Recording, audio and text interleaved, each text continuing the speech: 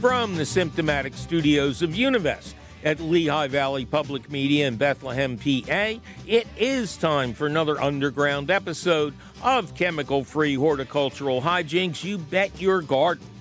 We're all used to aphids sucking the life out of our rosebuds and pepper plants.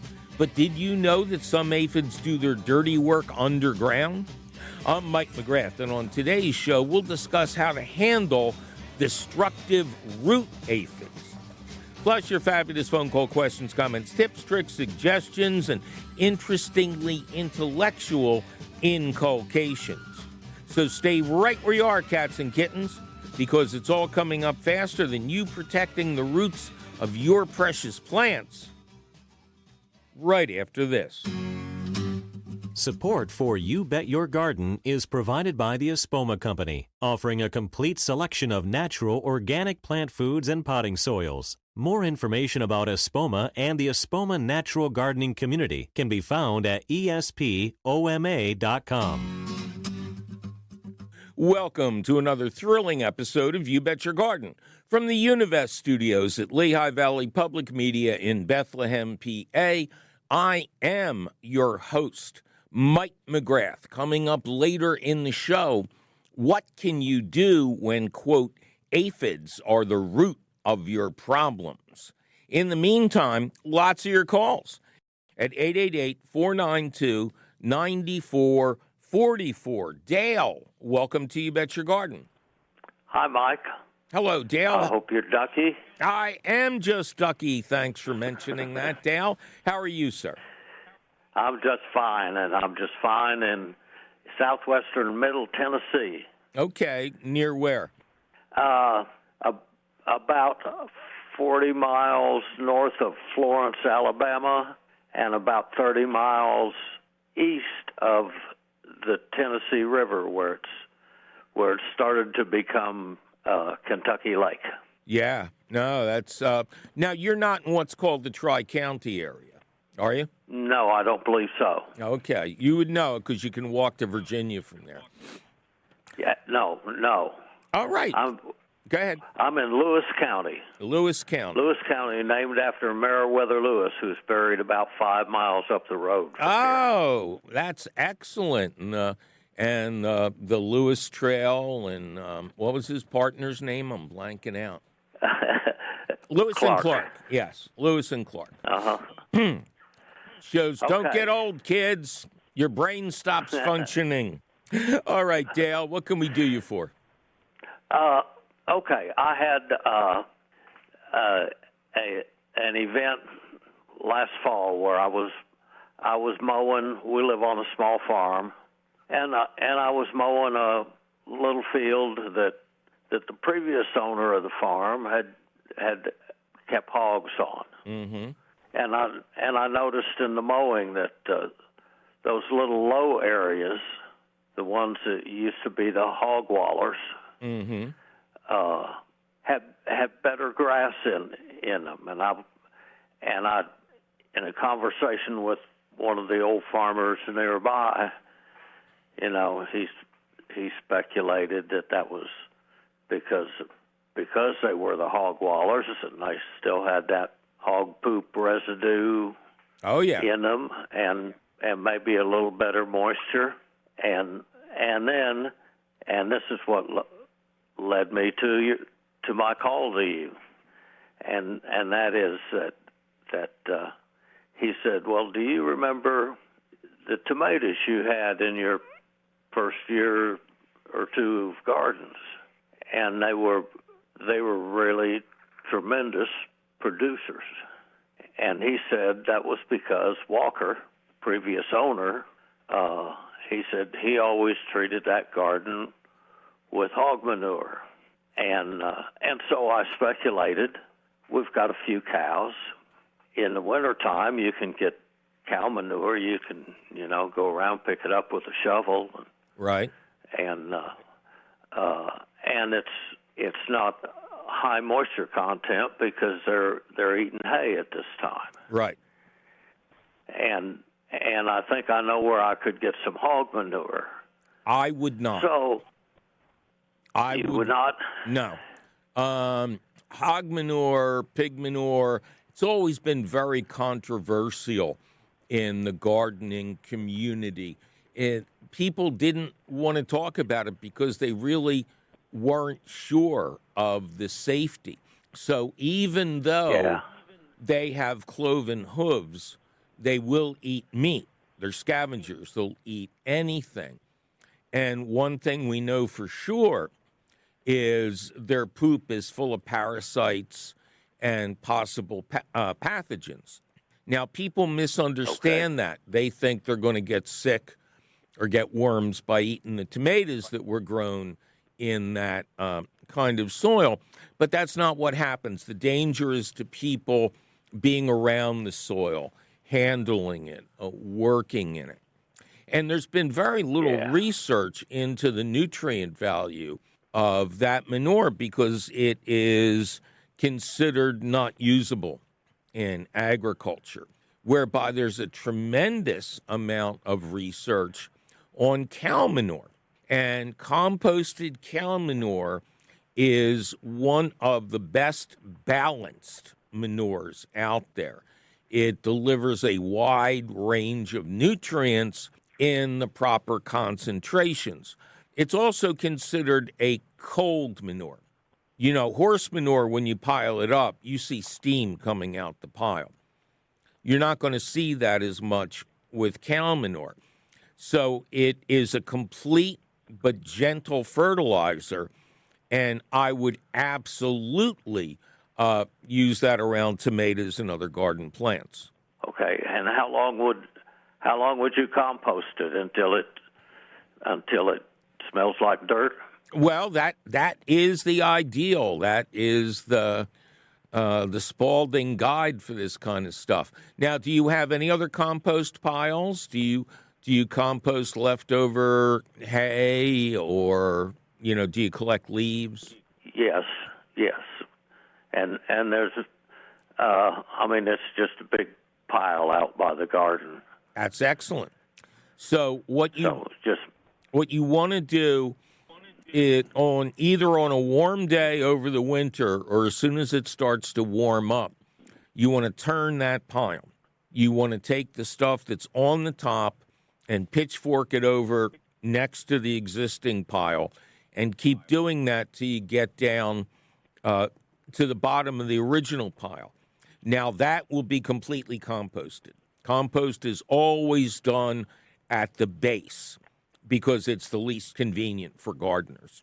But when you move it around and repile it, that material will begin to compost much faster from the aeration you achieved.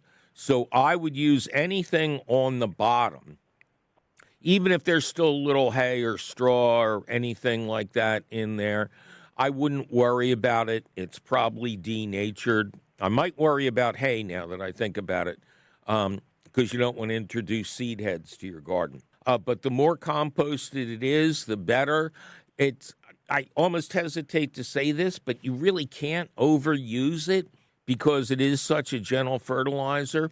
But if you start a system going of collecting it and composting it, and the ideal would be to get a year ahead, you'll have an endless supply of not only free fertilizer, but excellent fertilizer. Okay, yeah, all right.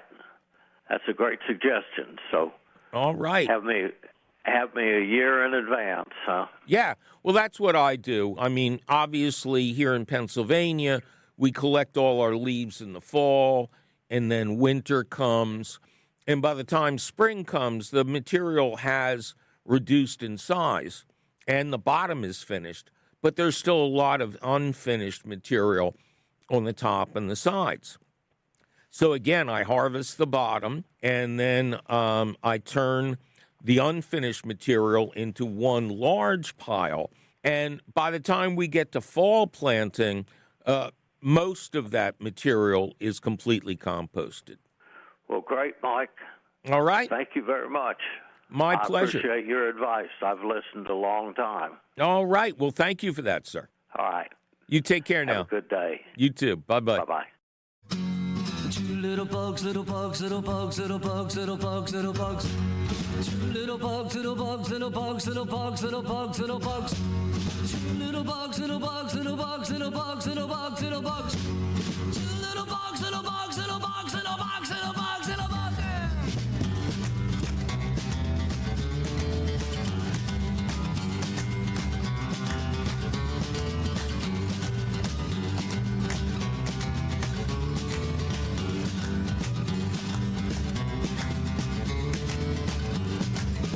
Little bug, little bug, little bug, little bug, little bug, little bug. One little bug, little bug, little bug, little bug, little bug, little bug. One little bug, little bug, little bug, little bug, little bug, little bug. One little bug, little bug, little bug, little bug, little bug, little bug.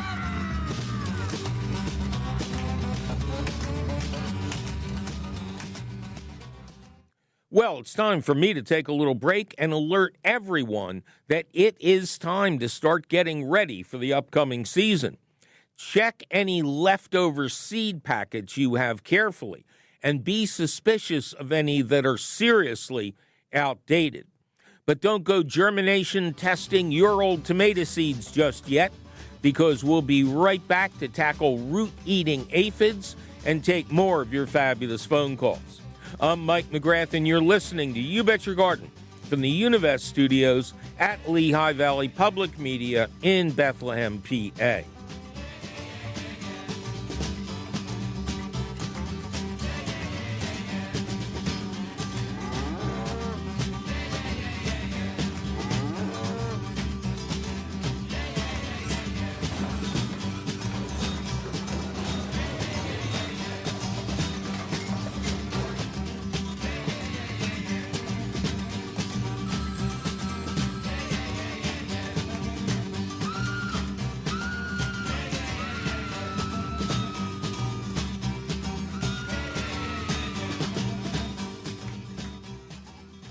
Support for You Bet Your Garden is provided by the Espoma Company, offering a complete selection of natural organic plant foods and potting soils. More information about Espoma and the Espoma Natural Gardening Community can be found at espoma.com.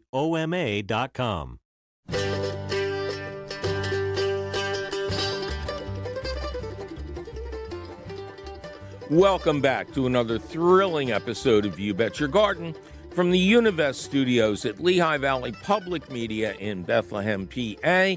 I am your host. Coming up later in the show, did you know that there are aphids that attack your plants underground? We'll explain what they are and how to deal with them after lots more of your fabulous phone calls at 888-492-9444. Nina, welcome to You Bet Your Garden. Thanks, Mike. How are you? I'm just ducky. Thanks for asking, Nina. How are you? I'm doing well. I am eagerly anticipating planting season in Hillsborough, New Jersey. Okay, very good. Hillsborough, give me a break here. Where are you? Where's Hillsborough? Yeah. Hillsborough is in central New Jersey. Okay, central New Jersey. You know, there's been some controversy over whether that even exists. Well, it does. Yeah, I'll take your word for it. All right, what can we do for Nina in central New Jersey? I am calling to talk taters. Okay. I'm looking to boost my potato production in my garden. I have a couple of good-sized plots in a community garden, and I've been growing potatoes for years, and I haven't been really giving a lot of thought to it. I've been more lucky, I think, than anything. So I'd like to learn a little bit more so I can get a better harvest.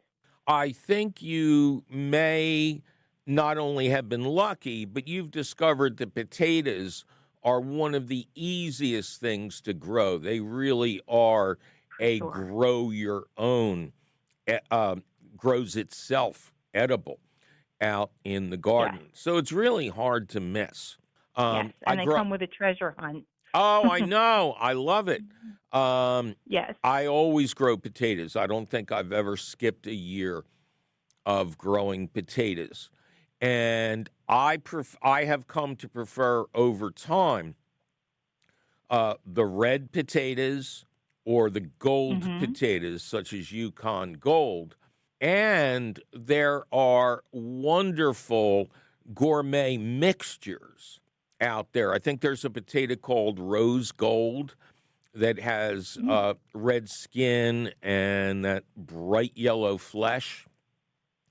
And then there's the reverse. Yeah, there are golden potatoes that are red inside. And I am led to believe that they are the two most nutritious potatoes. The potato everybody thinks of is the russet, which is a long season potato, and it's grown in enormous numbers, especially in Idaho, because it's the French fry potato. It's the one that holds its moisture best when it gets deep fried. But I don't deep fry my... Go ahead. Sorry, I've actually had really good luck with the purple blue variety. I want to say Adirondack blue, the one with a really dark purple blue interior. And for whatever reason, they grow best. Second after that is the red potatoes. So I'm going to admit this because I'm in a studio and nobody can hit me with rocks or old tomatoes right now. But I've just never been a fan of the purple potatoes and the variations on that. Do you really enjoy the flavor? Oh, absolutely. They're particularly good roasted. Okay. So when I grow... Boiled, not so much. Yeah. When I grow, it's all red, all gold, or mixtures. That is a potato that has both hues on it.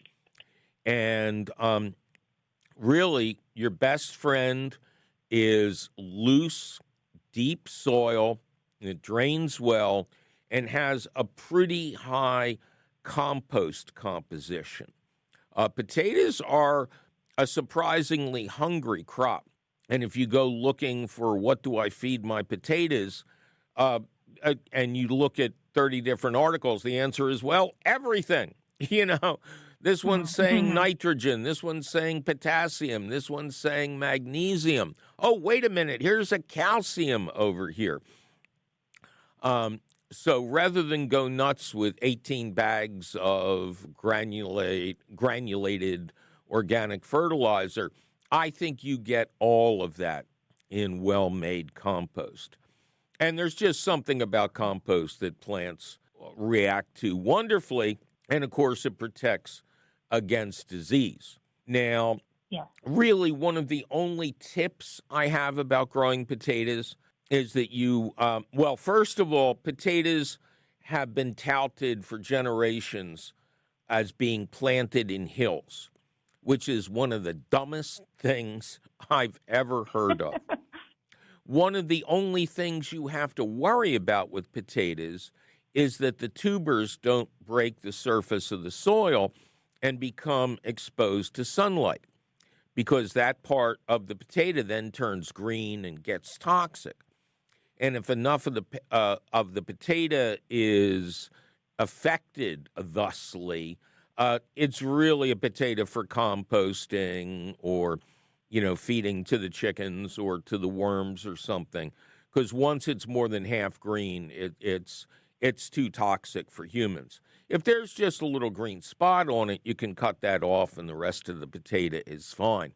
But rather than plant in hills, I plant in my raised beds, and then over the course of the season, I build up the soil around the potato plant to make sure that they stay well covered if they start to wonder what it's like in the outside world and move upward, which they do.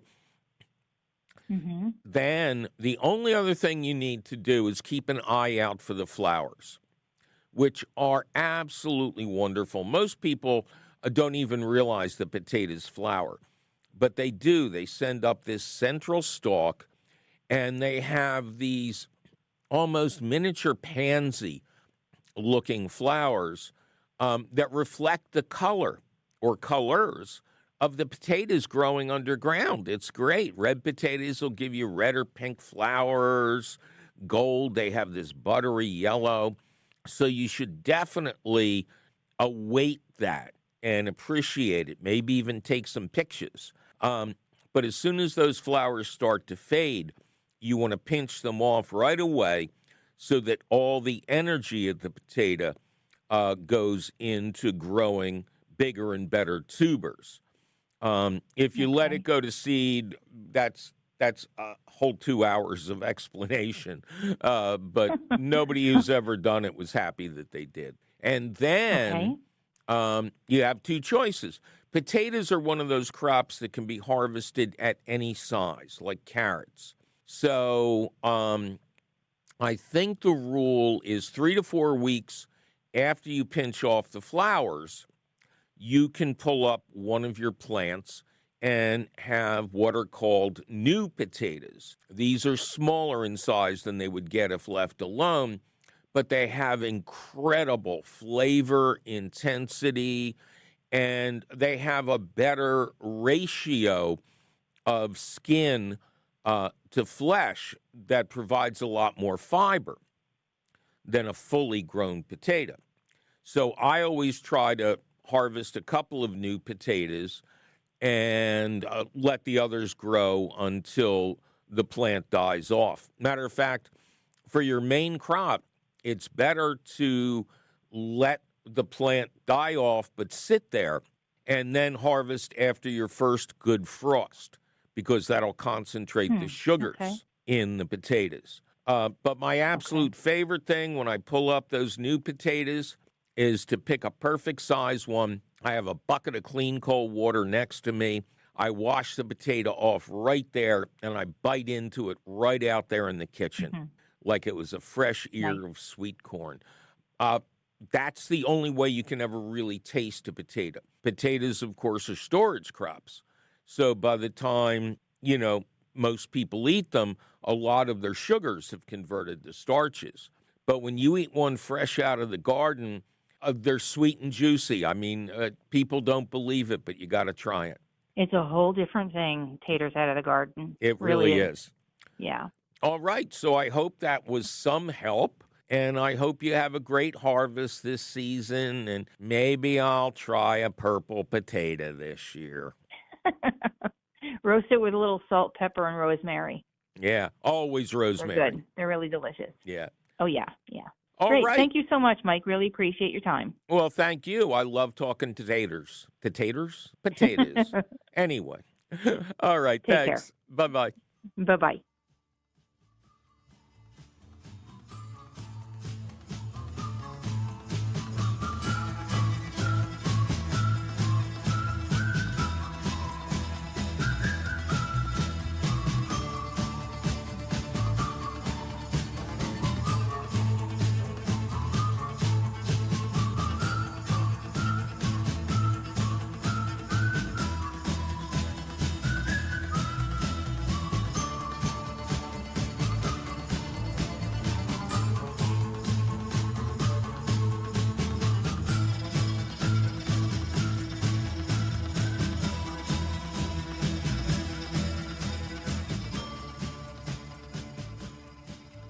All right, let's take a break and do an In the News for you.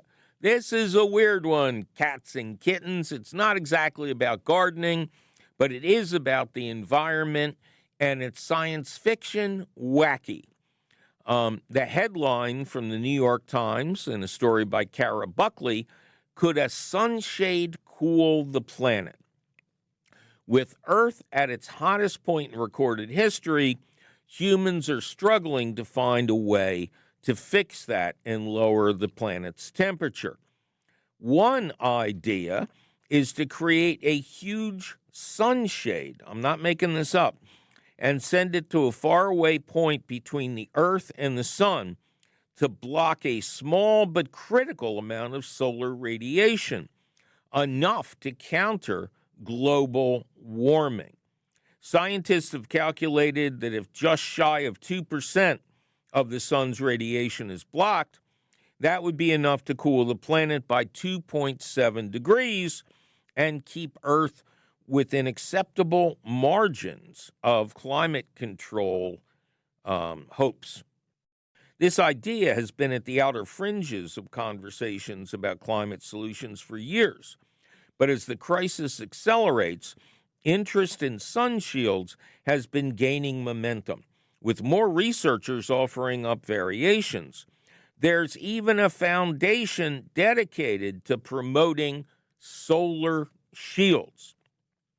Now, a recent study led by the University of Utah explored scattering dust deep into space, while a team at MIT is looking into creating a shield made of, quote, space bubbles, whatever that means. And then last summer, an astronomer at the Institute for Astronomy at the University of Hawaii published a paper that suggested tethering a big solar sun shield to a repurposed asteroid. I think we bring in Bruce Willis at this point. Now, scientists led by a physics professor and the director of the Asher Space Research Institute say they're ready to build a prototype shade to show how the idea would work. Now, to block the necessary amount of solar radiation, the shade would have to be about 1 million square miles. That's roughly the size of Argentina. A shade that big would weigh at least 2.5 million tons. Too heavy to launch into space by itself. So the project would have to involve a series of smaller shades. They would not completely block the sun's light, but rather cast slightly diffused shade onto Earth. The team is ready to design a prototype shade of 100 square feet and is seeking between 10 million and 20 million to fund the demonstration. And, of course, there's naysayers who are worried that, meteor showers and space debris are going to rip it apart. But I found this idea, Isaac Asimov, fascinating. Wouldn't it be amazing if science were actually able to solve its own problems? And again, this is almost word for word from an article originally appeared in the New York Times by Kara Buckley.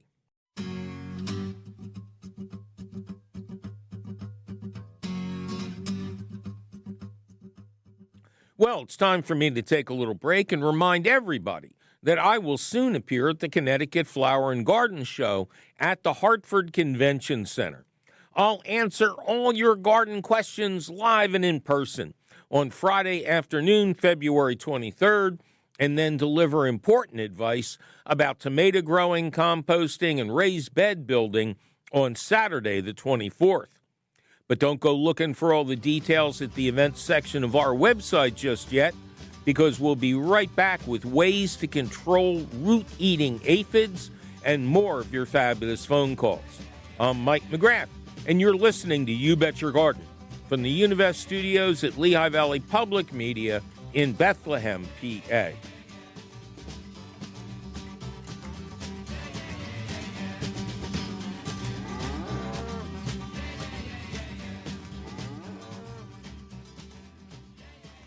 This is 91.3 FM, WLVR Bethlehem, WLVR.org.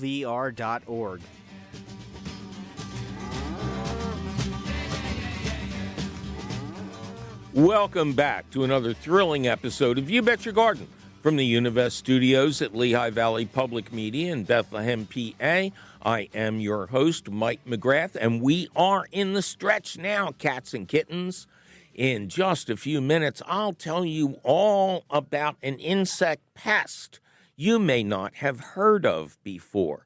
We're all familiar with the aphids that love to destroy our rose bushes. But did you know there are aphids that do their damage underground? We'll be on top of the root of that problem after a couple more of your fabulous phone calls. Ralph, welcome to You Bet Your Garden. Hey, Mike. Thanks for taking my call. Well, thanks for making it, Ralph. How are you? Great. Beautiful day, 62 degrees. I'm out in the garden in mid-February. And much better. It is the same temperature as we record your call in Pennsylvania. But where are you, man? I'm in High Falls, New York. Okay. Suffolk County. How far upstate? 90 miles outside of the city. Okay. The city. How dare you? Yep. You know, where I live. You know which city I'm talking about. Well, yes, because you're a New Yorker.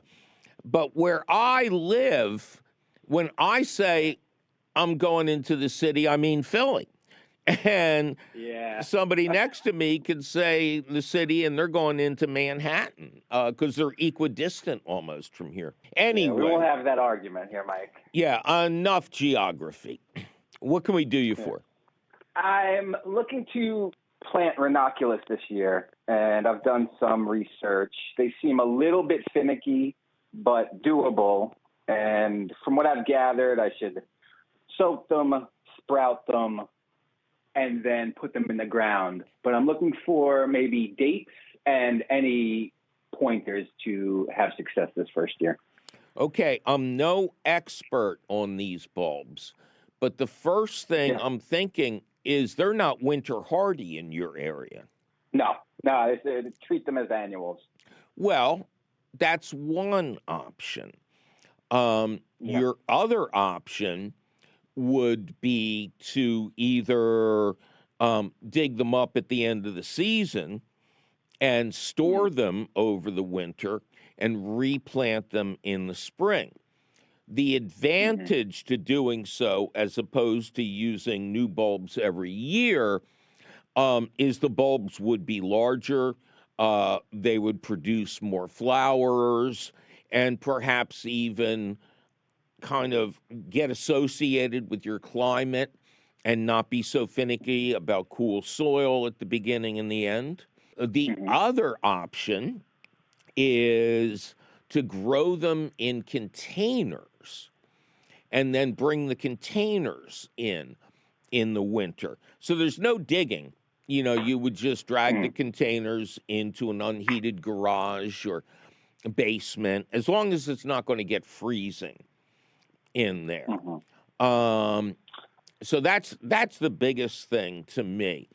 Now, I've never planted them, but the soaking before planting, to me, that's absolutely imperative when you buy a bare root plant, like bare root roses or shrubs.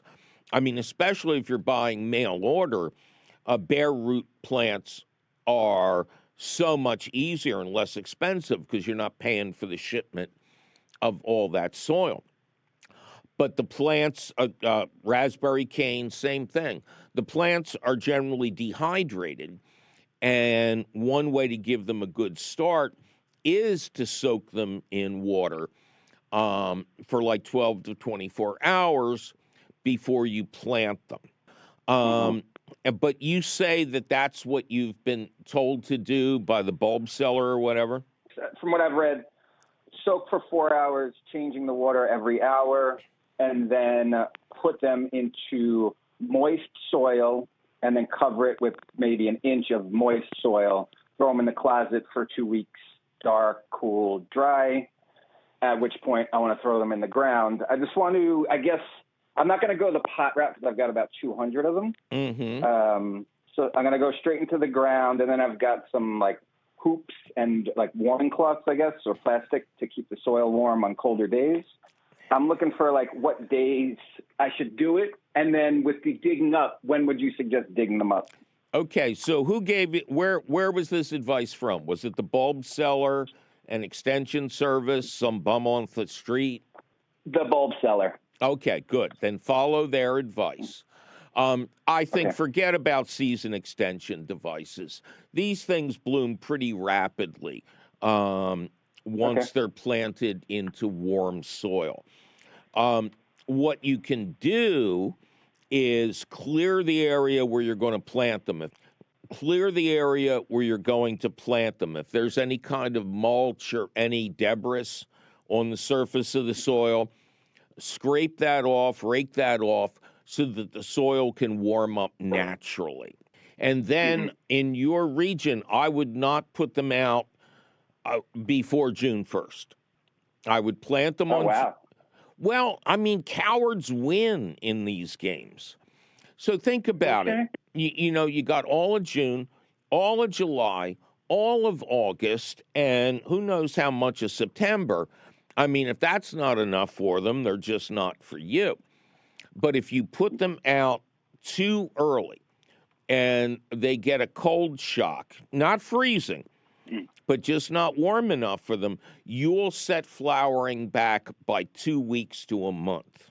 Whereby if you just distract yourself with shiny objects and put them out 2 weeks later than you thought, you'll be ahead of the game. Okay. They're not too sensitive to high temperatures? No, I don't believe so.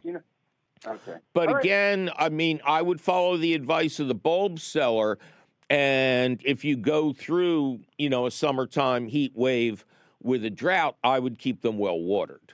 They're these kind of fleshy plants that like a lot of water. A lot of their relatives are invasive plants that grow next to streams and swamps and creeks, or just soil that doesn't drain well.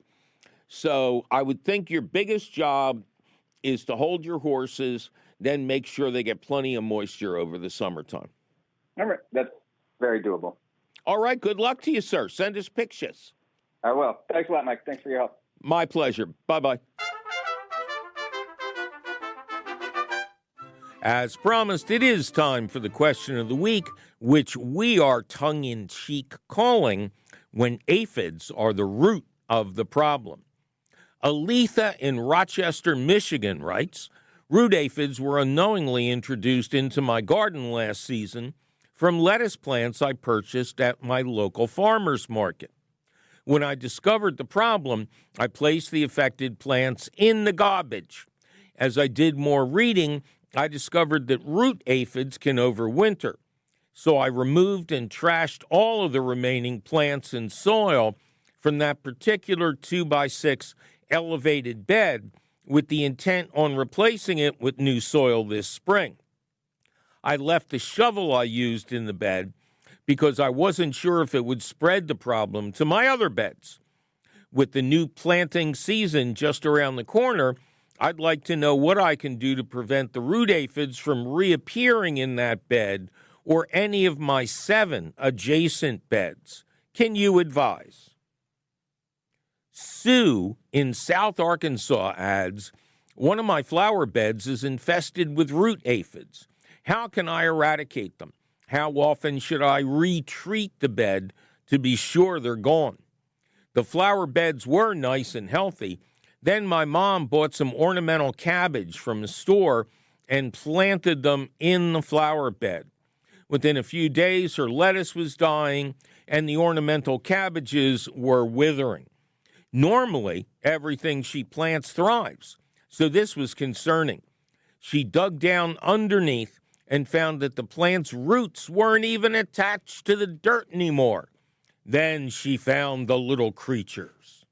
We looked up pictures and narrowed it down to root aphids. She began treating the bed with anything she could find, diluted Dawn dish soap, neem oil, etc. When they didn't work, she tried something with pyrethrin in it, but the critters just won't die. She currently has 3 Ziploc bags containing some of the aphids and has been trying different things to see what will kill them, as she is afraid that they're going to venture into her other beds. She's careful to sanitize her tools so that she doesn't unknowingly spread their eggs. She is at her wit's end. Her? Imagine how the poor aphids feel. Good thing she didn't have any napalm laying around. Anyway, you have to be careful with products containing any type of pyrethrum, as one form, which is collected from the dried leaves of a specific variety of daisy, is natural and organically approved. But the others are sound-alike man-made products. Their spellings are frustratingly alike, just a few different letters here and there, and all forms are toxic to bees. Perhaps more importantly, these pesticides kill insects that munch on the sprayed plant parts. They aren't labeled to affect anything underground. However, it occurs to me that a liquid solution of pyrethrum, that's the old original organically approved form of this compound, could be very useful when used as a soil drench. To try this, water the area well, wait until sundown, and then pour the drench around the root zones of the affected plants. When used out in the open, sunlight and air quickly degrade the effectiveness of pyrethrum, which is why the more stable chemical versions were developed. But once it's underground and protected from the elements, it should remain effective much longer. Just to be safe, lightly mulch the soil surface with some compost or screen topsoil after the application to make sure the drench isn't compromised by sunlight. A solution of Dawn or any other brand name dishwashing soap or even professionally made insecticidal soap should be avoided. Soaps and oils only kill insects that are visible and become covered by the sprays. They have no residual effect, and using any kind of a soap solution as a soil drench could kill your plants. Neem oil is mostly used as a suffocating spray, but it does have some residual action. You may want to try making a drench with it and testing that drench on one plant to make sure there are no adverse effects. As to the aphids themselves, they are very small, about the size of most mites. They can enter your garden through purchased plants, in infected soil or compost you purchased, and or by flying from plant to plant when they reach the end of their life cycle and come above ground to lay their eggs. Ants love to eat their, quote, honeydew, and have been observed moving them around from plant to plant. So be suspicious of any unusual ant activity. All sources agree that any infested plants you discover should be trashed immediately, along with some of the soil around their roots. And yes, wash shovels and trowels with soapy water to avoid any hitchhikers. Finally, I really like the idea of using beneficial nematodes against them. These microscopic creatures are fierce predators of soft-bodied underground pests like lawn grubs, and I expect they would go after root aphids with great zeal. They're shipped and or sold in a sponge-like container that contains millions of the underground heroes. Wait until dark and then water them into the affected areas. You should see results fairly quickly.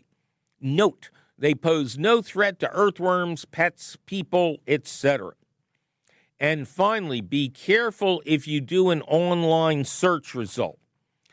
Make sure it is specific to root aphids.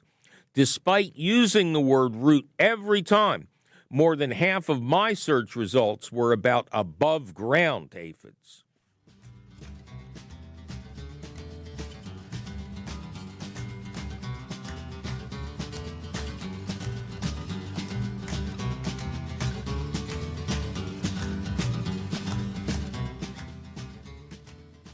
Well, that sure was a dire warning about underground aphids now, wasn't it? Luckily, you can read this awesome advice over at your leisure or your leisure at the Gardens Alive section of the Gurneys website. That's Gurneys. Please visit the You Bet Your Garden Facebook page for a direct link to this amazing information.